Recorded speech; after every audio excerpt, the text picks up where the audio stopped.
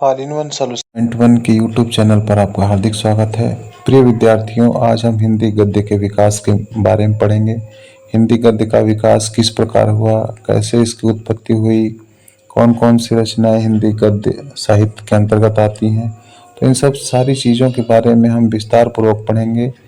और हिंदी गद्य में नाटक, कहानी, उपन्यास इत्यादि का विकास किस प्रकार हुआ हम अगले वीडियो में आपको बताएंगे। इससे पहले हम आपको हिंदी गद्य का विकास के बारे में महत्वपूर्ण तथ्यों को बताने जा रहे हैं। आप ध्यानपूर्वक देखते जाइए। अद्वैतन सूरी ने 778 ईस्वी में कुवलयमाला नामक एक गद्य कृति की रचना की। 10वीं-11वीं शताब्दी के आसपास रोड़ा कवि ने राउरवेल नामक एक ग्रंथ की रचना की। राउरवेल गद्य पद्य मिश्रित चंपू काव्य की प्राचीनतम हिंदी कृति है। चंपू काव्य किसे कहते हैं? गद्य पद्य की जो मिश्रित रचना होती है उसे चंपू काव्य कहते हैं। राउरवेल एक शिलांकित कृति है। राउरवेल एक शिलांकित कृति है। शिलांकित मतलब पत्थर पे अंकित की गई थी राउरवेल कृति, और बाद में इसको प्रकाशित किया गया। हिंदी साहित्य में नक्सिक वर्णन की श्रृंगार परंपरा का आरंभ राउरवेल से ही माना जाता है। नक्सिक वर्णन से तात्पर्य यह है कि नख से लेकर सिर तक जो वर्णन कवि करता है या लेखक करता है उसी को नक्सिक वर्णन कहा जाता है। राउरवेल में हिंदी की 7 बोलियों के शब्द मिलते हैं, जिनमें राजस्थानी प्रधान है। उक्ति व्यक्ति प्रकरण हिंदी का प्रथम गद्य का ग्रंथ है। उक्त व्यक्ति प्रकरण की रचना महाराज गोविंद चंद्र के सभा पंडित दामोदर शर्मा ने 12वीं शताब्दी के आसपास किया। उक्ति व्यक्ति प्रकरण एक व्याकरण ग्रंथ है। डॉक्टर हजारी प्रसाद द्विवेदी और डॉक्टर मोतीचंद ने उक्ति व्यक्ति प्रकरण को एक अत्यंत महत्वपूर्ण ग्रंथ माना है। वर्ण रत्नाकर मैथिल कवि ज्योतिश्वर ठाकुर की रचना है। वर्ण रत्नाकर मैथिली हिंदी में रचित गद्य की प्रथम रचना है। वर्ण रत्नाकर का ढांचा विश्वकोशात्मक है। वस्तुतः साहित्यिक हिंदी गद्य का क्रमबद्ध इतिहास 19वीं शताब्दी से प्रारंभ होता है। आधुनिक काल या 19वीं शताब्दी के पूर्व हिंदी गद्य के 3 रूप प्रचलित थे: राजस्थानी गद्य, ब्रजभाषा का गद्य, खड़ी बोली का गद्य। हिंदी गद्य के तीनों रूपों में राजस्थानी गद्य प्राचीनतम माना गया है। राजस्थानी गद्य का सूत्रपात 10वीं शताब्दी में हुआ था। राजस्थानी गद्य की प्रमुख रचनाएं एवं लेखक इस प्रकार नीचे दिए गए हैं। धनपाल कथा 14वीं शताब्दी, तत्व विचार 14वीं शताब्दी। इसके लेखक का नाम नहीं दिया गया है, इसका मतलब ये कृतियां किसकी है ये प्रमाणित नहीं हो पाया है। पृथ्वी चंद्र चरित्र या वाग्विलास 1421 ईस्वी माणिक चंद्र सूरी की रचना है। पंचाख्यान 1847 ईस्वी फतहर राम बैरागी की है। आचार्य रामचंद्र शुक्ल ने ब्रजभाषा गद्य का सूत्रपात संवत 1443 ईस्वी से माना है। आचार्य रामचंद्र शुक्ल के अनुसार ब्रजभाषा गद्य का सर्वप्रथम प्रयोग गोरखपंथी योगियों ने संवत 1400 के आसपास किया। डॉक्टर वीरेंद्रनाथ मिश्र ने पृथ्वीराज रासों में वचनिका शीर्षक के अंतर्गत उपलब्ध गद्य को ब्रजभाषा गद्य का प्राचीनतम रूप माना है। महाप्रभु वल्लभाचार्य के पुत्र विट्ठलनाथ की ब्रजभाषा गद्य की रचना श्रृंगार रस मंडन है। विट्ठलनाथ की अन्य रचना यमुनाष्टक नवरत्न सटीक है। 84 वैष्णवों की वार्ता तथा 252 वैष्णवों की वार्ता नामक ग्रंथ के रचनाकार विट्ठलनाथ के पुत्र गोसाई गोकुलनाथ जी माने जाते हैं। इसमें वैष्णव भक्तों और आचार्यों की महिमा प्रकट करने वाली कथाएं लिखी गई हैं। इसका रचनाकाल विक्रम की 17वीं शताब्दी का उत्तरार्ध माना जाता है। नाभादास ने संवत 1660 के आसपास अष्टयाम नामक पुस्तक ब्रजभाषा में लिखी। अष्टयाम किसकी रचना है ये लगभग सभी परीक्षाओं में पूछा जाता है। नाभादास की रचना है जो 1660 ईस्वी के काल में प्रकाशित हुई थी। इसमें भगवान राम की दिनचर्या का वर्णन किया गया है। ओरछा नरेश महाराज जसवंत सिंह के आश्रित वैकुंठमणि शुक्ल ने संवत 1680 के आसपास ब्रजभाषा गद्य में अगहन महात्म्य तथा वैशाख महात्म्य नामक पुस्तक लिखी। सूरती मिश्र ने संवत 1767 में बैताल पच्चीसी नामक पुस्तक की रचना की। बैताल पच्चीसी की रचना संस्कृत कवि शिवदास की रचना से कथा लेकर की गई है। बैताल पच्चीसी का खड़ी बोली हिंदुस्तानी में अनुवाद मजहर अली के साथ मिलकर लल्लू लाल ने बैताल 25 1801 नाम से किया। बैताल 25 पहले एक धारावाहिक भी आता था जिसको बहुत से बच्चे अच्छे से देखते थे, ध्यान पूर्वक देखते थे। तो बैताल 25 एक रचना थी। संवत 1852 मतलब 1795 ईस्वी में लाला हीरालाल ने आईने अकबरी की भाषा वचनिका नामक एक बड़ी पुस्तक की रचना की। दनकौर के निवासी प्रियादास ने सन 1779 ईस्वी में सेवक चरित्र ग्रंथ लिखा। ये राधा वल्लभी संप्रदाय से संबंधित थे। लल्लू लाल ने राजनीति 1802 ईस्वी तथा माधव विलास 1817 ईस्वी नामक ब्रजभाषा गद्य पद मिश्रित ग्रंथ की रचना की। माधव विलास 19वीं शताब्दी के सामाजिक जीवन के स्वरूप चित्रण की दृष्टि से महत्वपूर्ण रचना है। माणिक लाल ओझा ने सन 1828 ईस्वी में सोमवंशन की वंशावली नामक ब्रजभाषा गद्य में रचना की। खड़ी बोली गद्य का प्रारंभिक रूप दक्षिणी साहित्य में मिलता है। दक्षिण के साहित्यकारों ने अपनी भाषा को हिंदी, हिंदवी, दक्षिणी, देहलवी, जबान, कई हिंदुस्तानी आदि नामों से पुकारा है। दक्षिणी हिंदी के संबंध में प्रोफेसर एहतेशाम हुसैन ने लिखा, इस भाषा में पंजाबी, हरियाणी और खड़ी बोली का मेल था। यह ब्रज भाषा के प्रभाव से भी बची नहीं थी और सबसे बड़ी बात यह थी कि इसमें फारसी, अरबी के अनेक शब्द भी सम्मिलित हो गए थे। इतिहास से पता चलता है कि आरंभ में उन्होंने उसी भाषा से काम चलाया, यहाँ तक कि वह उन्नति करके साहित्य की भाषा बन गई। साहित्यकारों ने उसको कभी हिंदी, कभी जुबाने हिंदुस्तानी कहा और कभी दक्कनी कहकर पुकारा। दक्षिणी हिंदी के प्रथम गद्य लेखक ख्वाजा बंदा निवाज गेसुदराज 1318 से 1422 ईस्वी को माना जाता है। ख्वाजा बंदा निवाज गेसुदराज की प्रसिद्ध रचना मेराजुल आस्कीन दक्षिणी गद्य की प्रथम पुस्तक मानी जाती है। इनकी अन्य कृतियां हैं शिकारनामा, तिलावतुल वजूद, हिदायतनामा, रिसाला सहवारा या बारहमासा। मिराजुल आस्कीन में सूफी धर्म का उपदेश दिया गया है। लगभग पूछा ही जाता है कि मिराजुल आस्कीन में किस धर्म का उपदेश दिया गया है, तो सूफी धर्म का उपदेश दिया गया है। कुतुब मुस्तरी मुल्ला वजही की प्रमुख रचना है। मुल्ला वजही ने सन 1635 ईस्वी में सबरस नामक ग्रंथ की रचना की। सबरस को उर्दू साहित्य की प्रथम गद्य रचना माना जाता है। सबरस में तसव्वुफ के सिद्धांतों को प्रतीकात्मक शैली में व्यक्त किया गया है। दक्षिणी हिंदी में कुलिये याते कुली कुतुब शाह नामक एक वृहद काव्य की रचना मोहम्मद अली कुतुब शाह ने की। हुसैन अली खान ने सन 1838 ईस्वी में 4 दरवेश का फारसी से दक्षिणी में अनुवाद किया। 4 दरवेश का अनुवाद हुसैन अली खान ने अपने पुत्रों के लिए किया था। आचार्य रामचंद्र शुक्ल ने खड़ी बोली गद्य का प्रारंभ अकबर के समय में गंग कवि द्वारा रचित चंद छंद वर्णन की महिमा से माना है। यह आचार्य रामचंद्र शुक्ल की जो मान्यता है, ये परीक्षा में पूछी जाती है कि आचार्य रामचंद्र शुक्ल ने खड़ी बोली गद्य का प्रारंभ अकबर के समय में गंग कवि द्वारा रचित चंद छंद वर्णन की महिमा से माना है। गुरुमुखी लिपि में खड़ी बोली गद्य की रचना सोढ़ी, मिहिरवानु, हरिजी, दयाल, अनेमी आदि लेखकों ने की। सोढ़ी मिहिरवानु 1581-1640 ईस्वी ने संचुसंड पोथी लिखकर गुरुवाणी की व्याख्या प्रस्तुत की है। सोढ़ी मिहिरवानी के पुत्र हरिजी ने 3 पुस्तकों की रचना की है। सुस्मनी, सहसर नाम, परमारथ, गोसट, गुरु मिहिरवानु तथा पोथी हरिजी। दयालु अनेमी 1675 से 1721 ईस्वी की प्रमुख रचना निम्न है। अवगत उल्लास 1675 ईस्वी, अष्टावक्र भाषा 1679 ईस्वी तथा गीता भाषा 1721 ईस्वी। George Gierson, R.W. Fraser, Nalini Mohan Sanyal प्रभृति विद्वान आधुनिक साहित्यिक खड़ी बोली का आविष्कार सर्वप्रथम गिलक्राइस्ट की अध्यक्षता में लल्लू लाल तथा सदल मिश्र द्वारा बताते हैं। सन 1800 ईस्वी में मथुरा प्रसाद शुक्ल ने पंचांग दर्शन नामक ज्योतिष ग्रंथ की रचना की।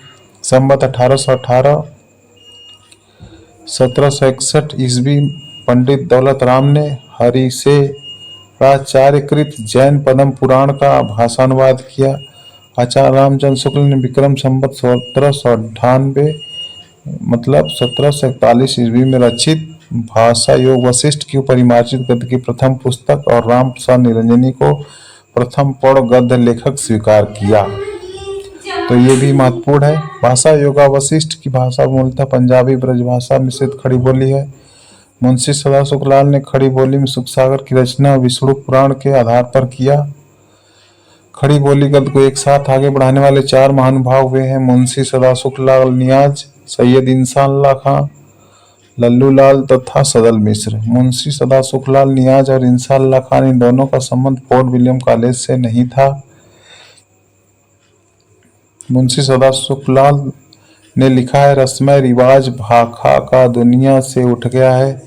लल्लू लाल और सदल मिश्र दोनों फोर्ट विलियम कॉलेज के प्राध्यापक थे। मुंशी सदाशिवलाल नियाज की प्रमुख रचना सुखसागर एवं खबूतवारिक है। इंसान अल्लाह खान ने रानी केतनी की कहानी रचना सन 1798 से 1803 ईस्वी के मध्य में की। ये बहुत महत्वपूर्ण रचना है। रानी केतकी की कहानी किसने लिखा है? इंसान अल्लाह खान ने। रानी केतकी की कहानी को देवान चरित्र नाम से भी जाना जाता है। रानी केतकी की कहानी सर्वप्रथम खड़ी बोली गद्य साहित्य में लौकिक श्रृंगारमय प्रेमाख्यानक परंपरा का सूत्रपात हुआ। इंसान अल्लाह खान ने अपनी भाषा नीति घोषणा निम्न शब्दों में की है।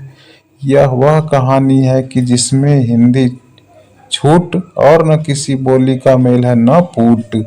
शैली की दृष्टि से रानी केतकी की कहानी हास्य प्रधान है। इंसान अल्लाह खां की भाषा सबसे चटकीली, मटकीली, अलंकृत, किस्सा गोई शैली मुहावरेदार और चलती फिरती है। रानी केतकी की कहानी हिंदी की पहली मौलिक लिखित गद्य कथा है।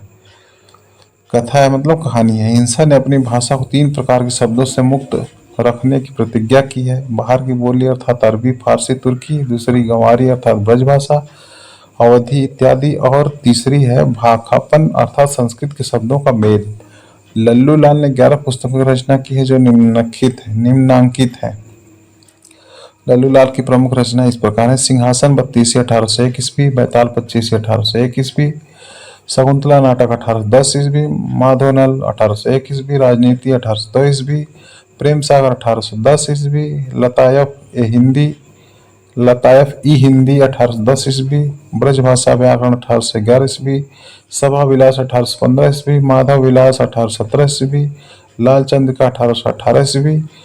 लल्लू लाल का ब्रजभाषा व्याकरण की ही इनकी मौलिक रचना है।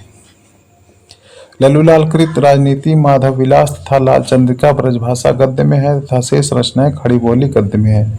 लल्लू लाल ने सन 1802 ईस्वी में राजनीति के नाम से हितोपदेश की कहानियों का ब्रजभाषा गद्य में अनुवाद किया। लल्लू लाल की वे रचनाएं जो अन्य लेखक की रचना का आधार लेकर लिखी गई हैं निम्नलिखित हैं। प्रेम सागर या नागरी दशम, चतुर्भुज मिश्र के भागवत पुराण के 10वें स्कंद के ब्रजभाषा भाषा अनुवाद कर खड़ी बोली में अनुवाद है। लालचंद का टीका बिहारी सतसई की टीका है।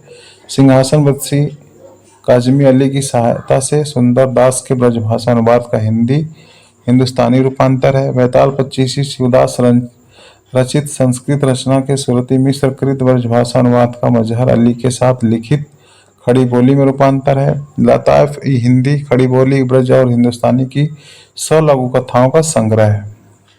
लघु कथा मतलब लघु कहा छोटी कहानियों का संग्रह है। लतायफ ई हिंदी खड़ी बोली ब्रज और हिंदुस्तानी की। माधव विलास ब्रजभाषा में लिखा गया चंपू काव्य मैंने आपको बताया।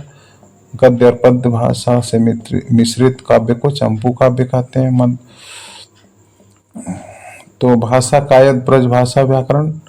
लल्लू लाल जी उर्दू को यामिनी भाषा कहते थे। इसको याद रखना है कि लल्लू लाल जी उर्दू को क्या कहते थे, तो यामिनी भाषा कहते थे। इन्होंने प्रेम सागर की रचना करते समय यामिनी भाषा को छोड़ने की बात कही थी। आचार्य शुक्ल ने लिखा है लल्लू लाल की भाषा कृष्णोपासक व्यासों की सी ब्रज रंजित खड़ी बोली है। आचार्य शुक्ल ने स्पष्टतः कहा है, सारांश यह है कि लल्लू लाल का काव्य भाषा गद्य भक्तों की कथा वार्ता के काम का ही अधिकतर है, न नित्य व्यवहार के अनुकूल है, न संबद्ध विचारधारा के योग्य। लल्लू लाल ने आगरा में एक प्रेस खोला जिसका नाम संस्कृत प्रेस था। लल्लू लाल ने लतायफ ई हिंदी को बजुवान ई रेख्ता कहा है। सदल मिश्र बिहार के आरा जिले के निवासी थे। ये ध्यान देने वाली बात है कि सदल मिश्र बिहार के आरा जिले के निवासी थे। सदल मिश्र की प्रमुख रचनाएं निम्नलिखित हैं। चंद्रावली या नासिकेतोपाख्यान 1803 ईस्वी, नासिकेतोपाख्यान को ही चंद्रावली के नाम से जाना जाता है, जो 1803 ईस्वी में सदल मिश्र ने लिखा था।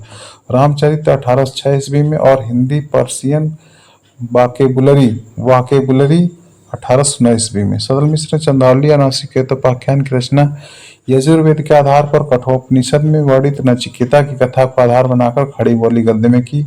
सदल मिश्र ने रामचरित की रचना अध्यात्म रामायण के आधार पर की। सदल मिश्र की भाषा पूर्वीपन लिए हुए व्यवहारिक खड़ी बोली है। महत्व की दृष्टि से डॉक्टर श्याम सुंदर दास ने हिंदी गद्य के प्रारंभिक आचार्यों को निम्न क्रम में रखा है। इंसाल्लाह खान निवास पहले दिल्ली बाद में लखनऊ आ गए। सदल मिश्र निवास बिहार, चिलारा स्थान शाहाबाद घूडीहा। लल्लूलाल निवास आगरा, सदासुखलाल निवास दिल्ली। ये इनका निवास, चार बहुत बड़े लेखकों का निवास स्थान दिया हुआ है, इसको ध्यान में रखना है। महत्व की दृष्टि से आचार्य रामचंद्र शुक्ल ने हिंदी गद्य के प्रारंभिक चार आचार्यों को निम्नलिखित क्रम में रखा है। पहले सदासुखलाल को, दूसरे नंबर पे इंसाल्लाह खान को, तीसरे पे लल्लूलाल को, चौथे पे सदल मिश्र को। महत्व की दृष्टि से डॉक्टर बच्चन सिंह ने हिंदी गद्य के प्रारंभिक चार आचार्यों को निम्नलिखित क्रम में रखा है। सदासुखलाल को पहले, दूसरे पे सदल मिश्र, तीसरे पे इंसाल्लाह खान, चौथे पे लल्लूलाल।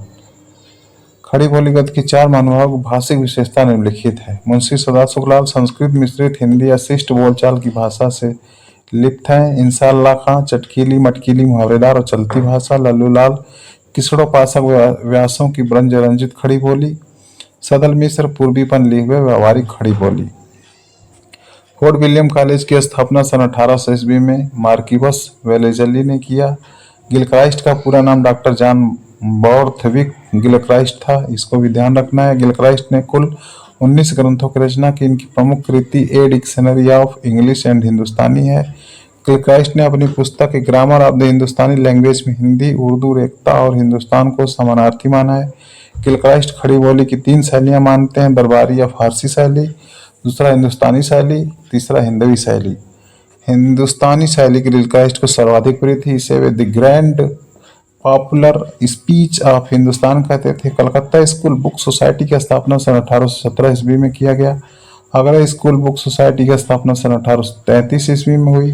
विलियम कैरी ने बाइबल का हिंदी अनुवाद सन 1809 ईस्वी में नए धर्म नियम शीर्षक से किया। सन 1809 ईस्वी में हेनरी मार्टिन ने बाइबल का हिंदी और उर्दू दोनों भाषाओं में अनुवाद किया। अन्य महत्वपूर्ण रचनाकार एवं रचनाएं निम्नलिखित हैं।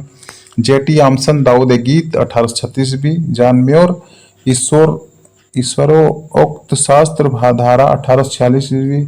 संत मत निरूपण 1848 ईस्वी। J A Sherman the proper names in the old and new testaments renders into Urdu and Hindi 1850 ईस्वी। फूलों का सर 1850 ईस्वी।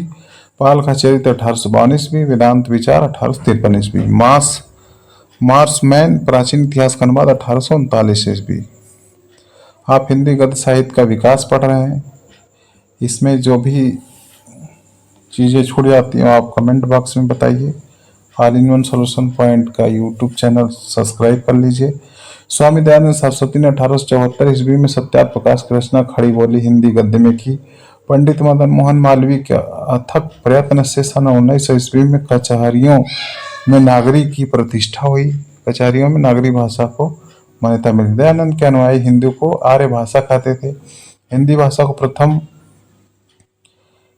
पत्रिका उदंत मार्तंड का प्रकाशन 30 मई 1826 ईस्वी को कानपुर निवासी पंडित जुगल किशोर के संपादकत्व में हुई। उदंत मार्तंड साप्ताहिक पत्रिका थी। बहुत ही पूछा जाने वाला है कि उदंत मार्तंड किस तरह की पत्रिका है, तो साप्ताहिक पत्रिका थी जो कलकत्ता से निकलती थी। उदंत मार्तंड में खड़ी बोली का मध्य देशीय भाषा के नाम से उल्लेख किया गया है।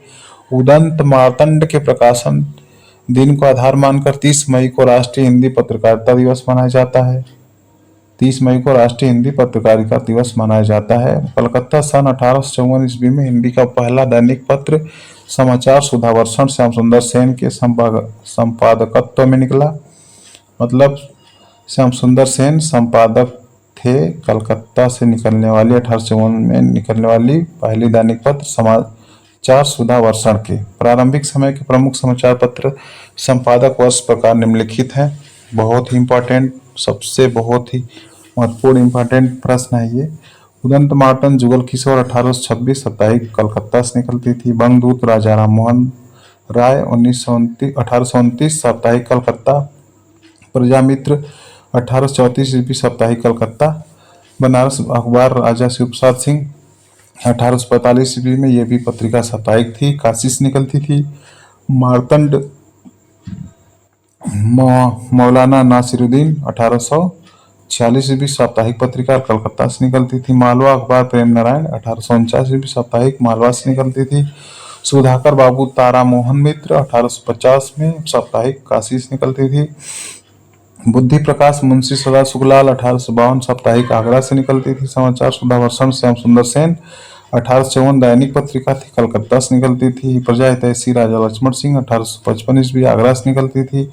जगतदीप भास्कर मौलाना नसीरुद्दीन 1846 ईस्वी कलकत्ता से निकलती थी। लोकमित्र ईसाई मिशनरी 1863 ईस्वी आगरा से निकलती थी। अवध अखबार उर्दू लखनऊ से निकलती थी।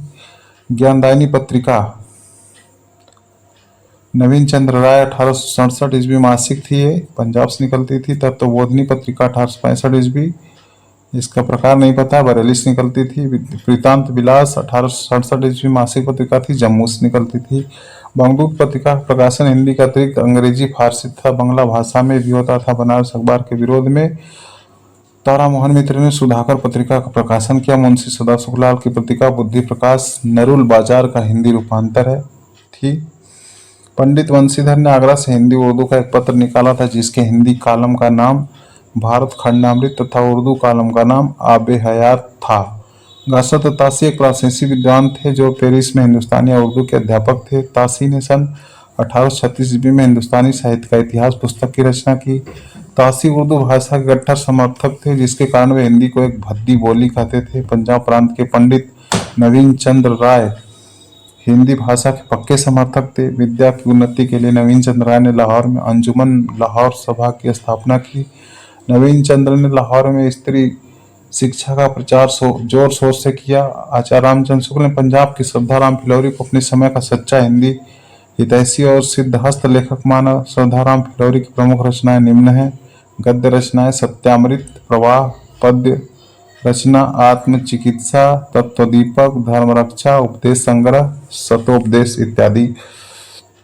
श्रद्धाराम फिलौरी ने ही प्रसिद्ध आरती ओम जय जगदीश हरे की रचना की। जो आप लोग ओम जय जगदीश हरे की आरती करते हैं, वो रचनाकार उसके श्रद्धाराम फिलौरी को माना जाता है।